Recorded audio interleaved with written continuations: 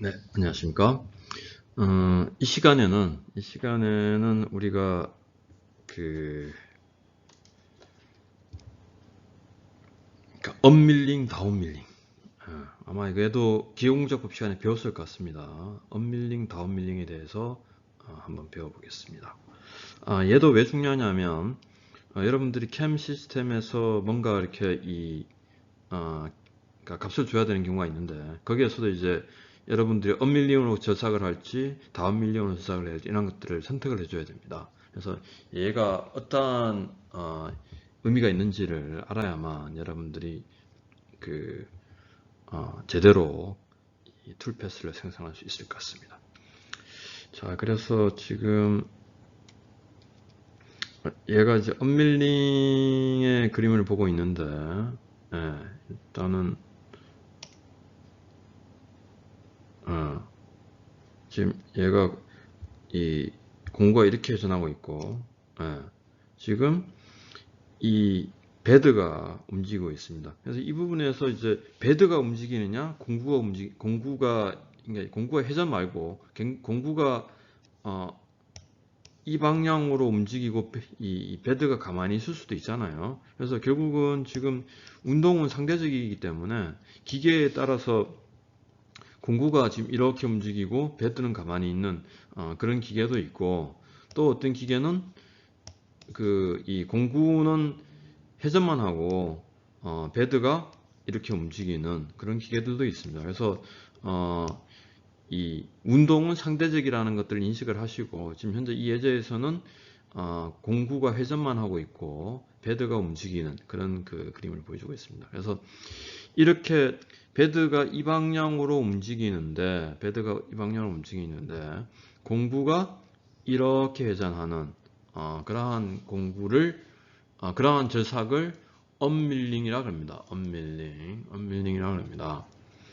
그래서 근데 지금 현재 얘는 우리가 어디서 바라보고 있냐면 이 공구가 그러니까 이 평엔드밀이고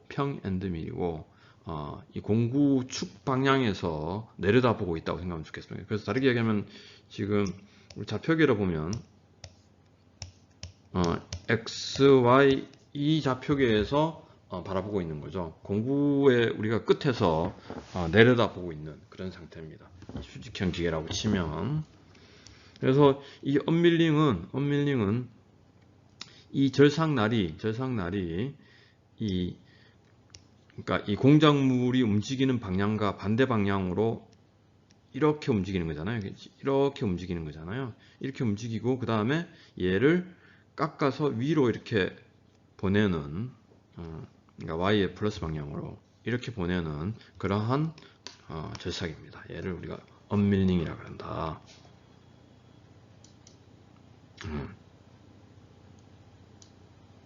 예.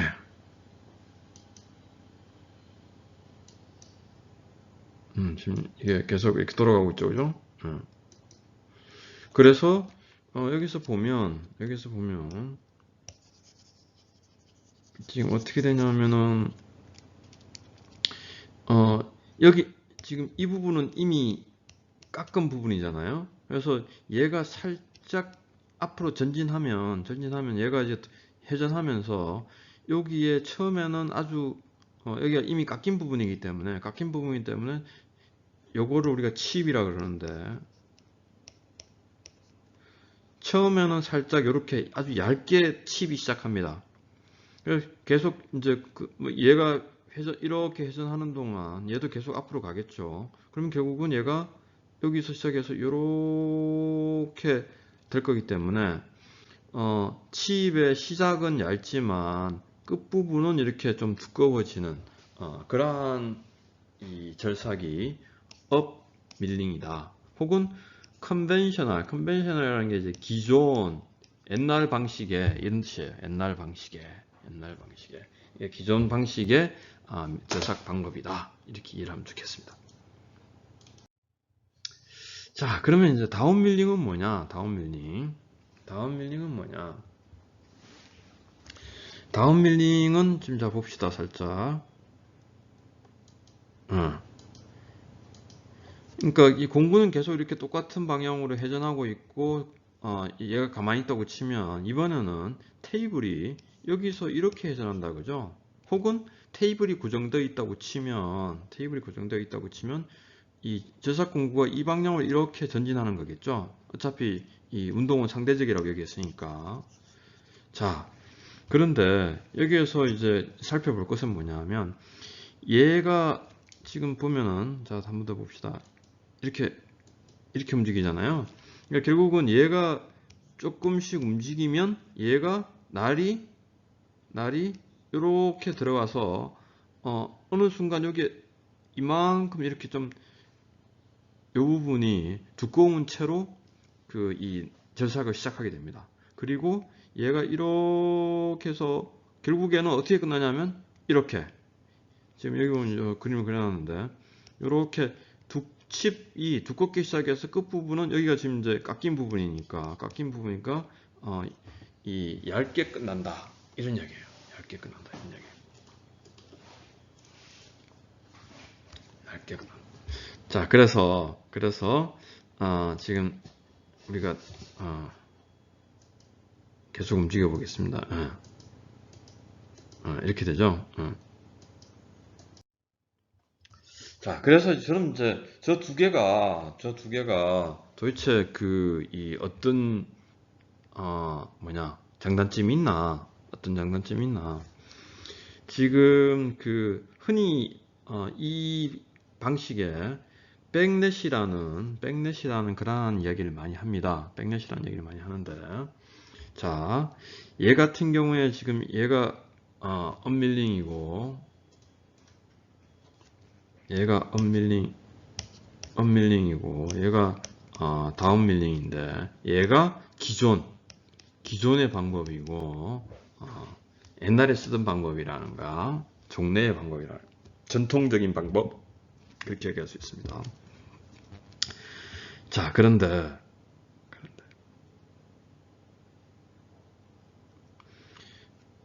이 백렛이라는 것은 뭐냐 하면 이 베드, 우리가 이제 이 테이블 베드를 움직이는데 얘가 이렇게 가야 되는데 이걸 어떻게 움직여 주느냐, 아마 우리가 이전 시간에 얘를 움직이는 것은 결국은 이제 이 스크류 타입으로 볼 스크류로 밀어준다 그랬어요. 그러니까 우리가 이게 모터가 있어서 모터를 회전시키면 이 스크류가 이렇게 돌아가고 그 스크류와 이 볼트 너트처럼 생겨먹어 가지고 얘가 앞으로 전진한다 이거지. 자, 그러면 결국은 지금 요 이제 이 베드에 어떤 그 스크류 요 나사산이 있을 거고, 그 다음에 여기에도 지금 나사산이 있을 거잖아요. 그 산들이 서로 이제 닿아서 얘를 밀 거라는 거야. 그래서 지금 이 부분 자세히 보면,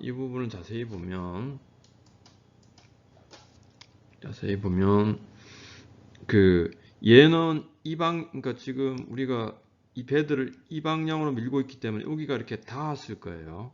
자, 그런데 이 절삭 공구는 또 얘가 이렇게 회전하면서 이렇게 밀잖아요. 그럼 결국은 공구가 얘는 이렇게 고정되어 있으니까 이 공작물이랑 이 베드가 고정되어 있으니까 공구가 결국은 얘를 이렇게 미는 형국일 거라는 거야. 그러면 이 부분이 항상 계속 이렇게 딱 잘 접촉하는 그런 상태가 될 겁니다. 그래서 얘는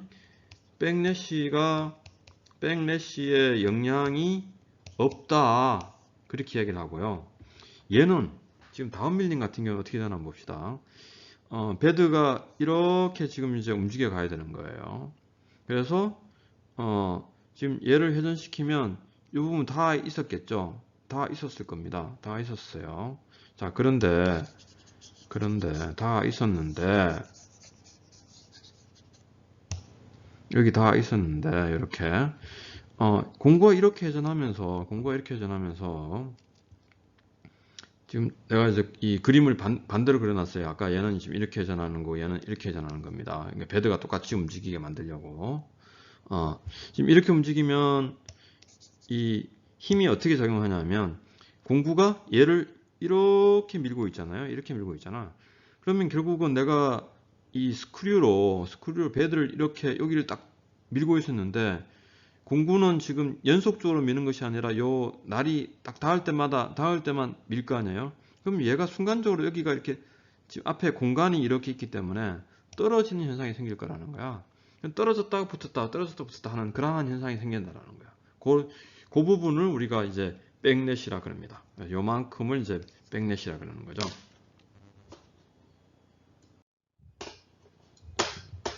그래서 지금 보면은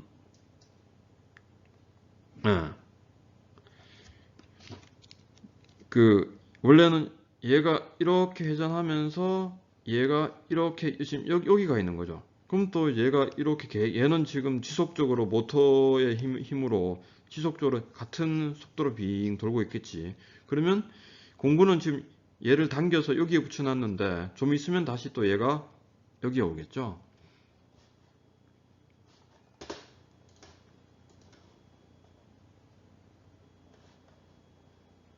그래서 다시 또 이렇게 온다라는 거야. 그럼 이게 순간적으로 잠시 팍 이동했다가 또 덜컹덜컹 하는, 그러니까 푹 그러니까 이 백래시만큼 쿡 움직이는 그러한 현상이 생긴다라는 게 이제 그러한 현상을 백래시 때문에 결국 기계가 덜컹 하는 그러한 현상이 생기는 거죠. 자, 정리하자면 우리가 요 다운밀링은 우리말로는 하향저삭이라고 하고 업밀링은 상향저삭이라고 합니다. 영어로는 지금 이제 이 컨벤셔널 기존 종래의 전통적인 방법 이런 뜻이 있습니다. 자, 아까 우리가 저삭 날이 요 날이 이 공구를 깎는 그러한 것들을 보자면, 내가 여기서 다시 얘기하자면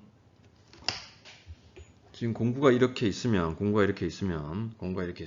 지금 이 방향에서 내려다보는 거예요. 그러니까 지금 내가 이렇게 보고 있는 거지. 이렇게 지금 이제 이 방향으로 이렇게 내려다보고 있는 거죠. 공구의 뒤편에서 공구를 이렇게 내려다보고 있는 거지. 그렇게 내려다보고 있을 때 지금 이 날이 이렇게 회전해 가지고 하향저삭 같은 경우에는 이렇게 날이 내려 찍는 거잖아요. 그럼 결국은 이제 얘가 공작물이라고 치면 이 방향으로 누르는 힘이 작용된다, 그죠? 그래서 이 공작물을 좀 이렇게 이 공작물을 고정하는 것을 아주 신경을 안 써, 그러니까 좀 덜 신경 써도 된다. 근데 얘 같은 경우에는 얘를 이렇게 잡아 올리기 때문에 만약에 이 공작물이 제대로 고정이 안 돼 있다면 얘가 빠져서 도망갈 가능성이 있습니다. 그래서 상향저삭에서는 공작물 고정을 잘 해야 된다. 그 다음에 이 상향저삭 같은 경우에는 칩이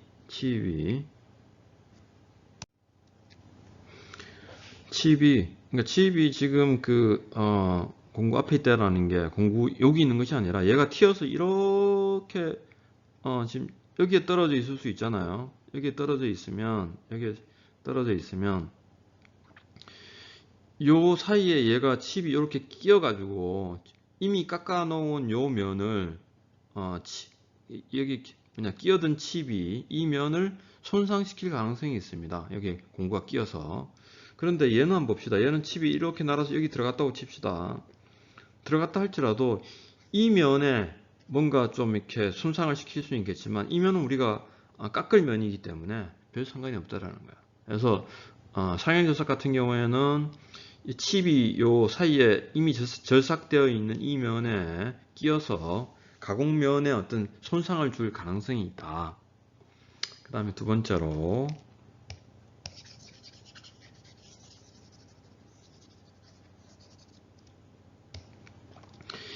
하향조삭 같은 경우에는 여기에 이만큼 두툼하게 다 꺾어서 이렇게 칩을 만든다 그랬어요. 얘는 지금 여기서 살짝 떠서 이렇게 해서 이런 칩을 만들고, 그러다 보니까 이 하향조삭 같은 경우에는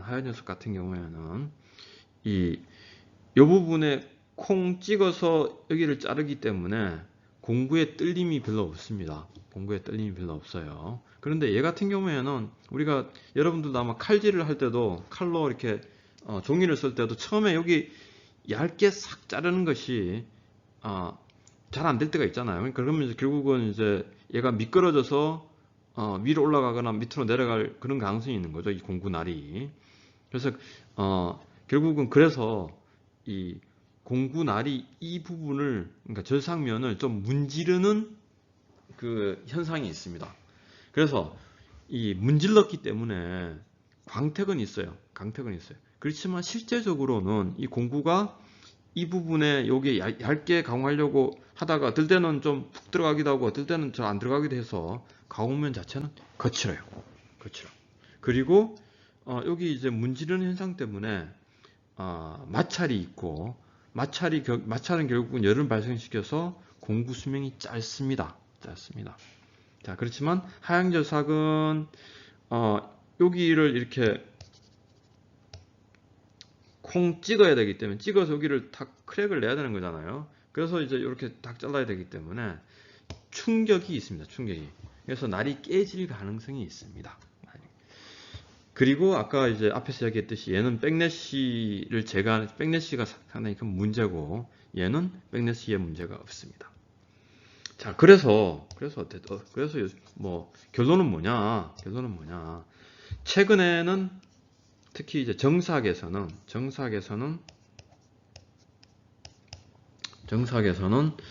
이 하향절삭을, 중사학이나 정사학에서는 하향절삭을 많이 사용합니다. 왜? 일단 이 가공면이 깨끗하기 때문에. 그리고 요새는 이 공구 기술의 발달로 이 부분도 상당히 많이 해소가 된 거예요. 그리고 결정적으로 요즘에 이 CNC 밀링 기계들은 기계를 잘 만들어서 이 백래시가 별로 없다라는 거야. 그러니까 아까 이제 스크류를 아주 정교하게 만들어서 백래시가 거의 없다라는 거예요. 자, 그런데 이 상향절삭은 옛날에는 기계가 이제 이 백래시가 아주 컸기 때문에 옛날에는 이러한 방법으로 절삭을 많이 했었습니다. 그리고 그 당시에는 이렇게 이제 또 이 공작물, 그러니까 이 공작물이나 이런 것들보다는 아무튼 이 기계적인 문제가 가장 컸기 때문에. 근데 이 상향절삭 같은 경우에는 보통 그 황삭은 좀 과삭의 영향이 있고, 정삭은 미삭의 가능성이 있습니다. 왜냐하면은 얘는 지금 이제 여기 아까 여기 이렇게 시작할 때 아주 얇게 싹 떠줘야 되는데, 황삭 같은 경우에는 이게 이제 이 큼직큼직하게 파다가 보면 얘가 좀 이 공구의 어떤 떨림이나 이런 것 때문에 갑자기 훅 들어갈 가능성이 있고, 정삭은 그 실제로 깎을 양이 아주 적어서 여기 잘 파고들지 못하는 경우가 발생해요. 그래서 미삭의 가능성이 있습니다. 그래서 최근에는 아무튼 이 다운 밀링으로 많이 가공한다.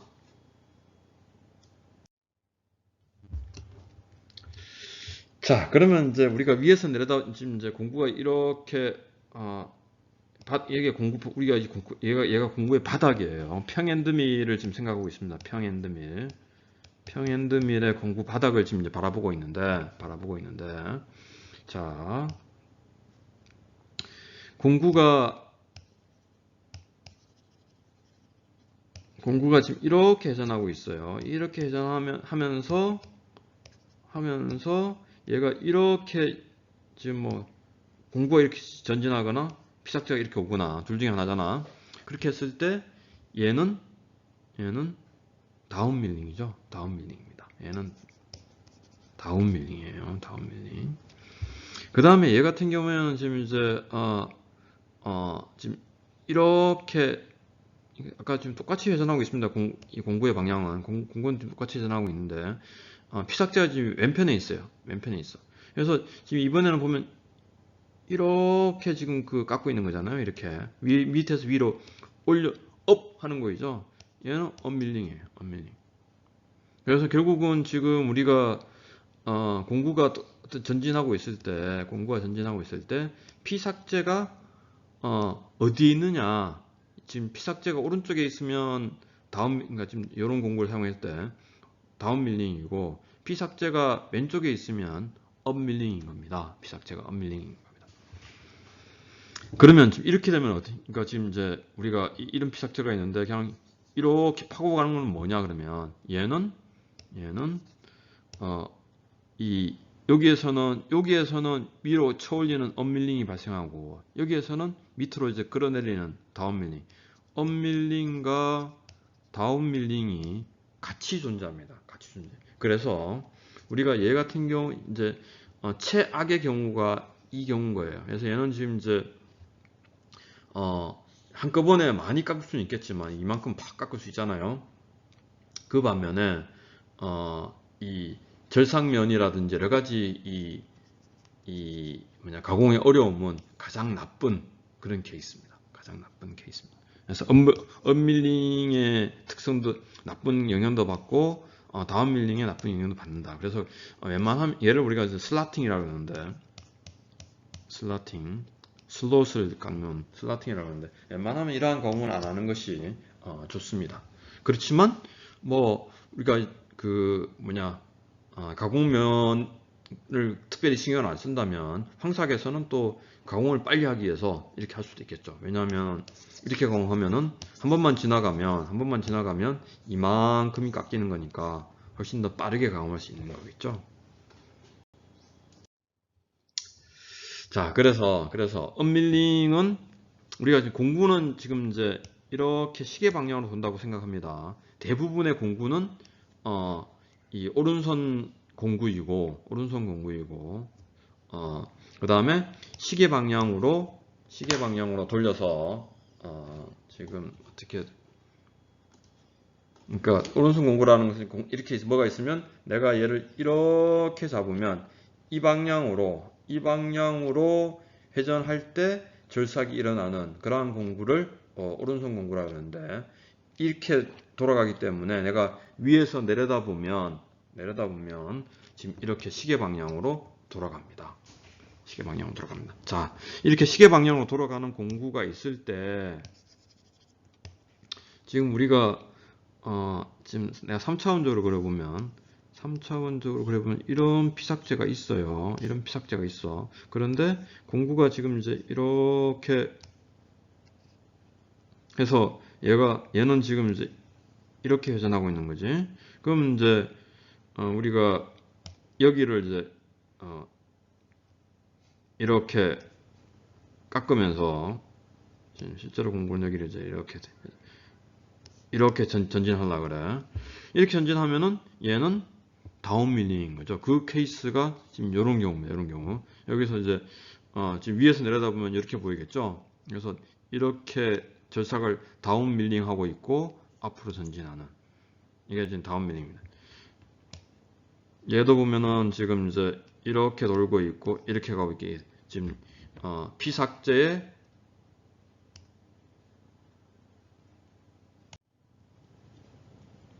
공구가 피삭제의 오른쪽에 그러니까 지금 얘가 피삭제인데 피삭제의 왼쪽이군요. 네, 미안합니다. 공구가 피삭제의 왼쪽 혹은 공구가 진행 방향의 왼쪽. 이게 말이 이렇게 어렵지? 피삭제의 왼쪽. 맞아요. 피삭제의 왼쪽 혹은 공구가 진행 방향의 왼쪽에 있는 이러한 방향이 다운밀링이라는 거예요. 자, 그런데 지금 이렇게 내부를 가공하는 걸 생각해 봅시다. 내부를 무슨 이야기냐면 내부에 지금 내가 이렇게 무슨 이 절삭을 해야 돼. 그런 경우에 공구가 지금 이제 이렇게 놓여서 이렇게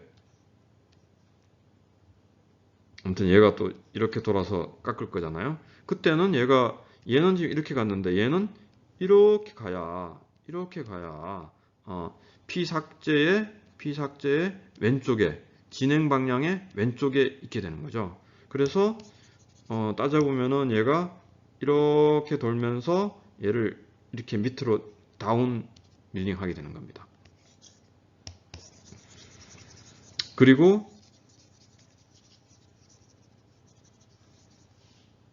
지금 얘는 보면 이 진행 방향의 공구가 진행하는 방향의 피삭제보다 오른쪽에 있잖아요. 그러면 결국은 얘가 이렇게 파기 때문에 이렇게 파올리기 때문에 얘는 이제 업밀링입니다. 업밀링. 그리고 얘는 지금 이 안쪽에서는 보면 얘는 이렇게 갔지만 얘는 지금 이렇게 가는 게 업밀링인데 공구가 지금 이렇게 돌아서 이렇게 파는 거니까 이게 업밀링이라는 거죠.